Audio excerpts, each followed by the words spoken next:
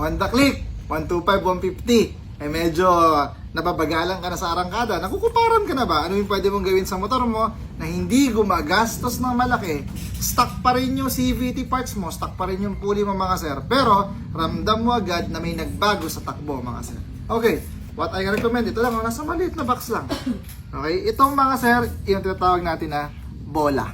Para sa mga baguhan na riders dyan, ito yung nagpapagalaw na tinatawag natin na pulley. Okay? Yung bola na yan, ito yung itsura niya. Bakit siya tinawag na bola? Kasi sa English, ang tawag dito is fly ball. Okay? Kaya, bola ang tawag ng mga Pinoy. Ito yung itsura niya mga sir.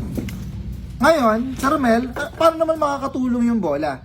Ang stock or original from the factory, from the casa, ang bola nyo po is straight 15 grams para sa Click 125 and Click 150. So what I recommend para sa dagdag arangkada, dagdag overtaking power, para pag nag-aangkas kayo, paakyat yung kalsada sa inyo, merong hatak yung motor nyo. Straight 13 grams. Ikabit nyo to mga sir.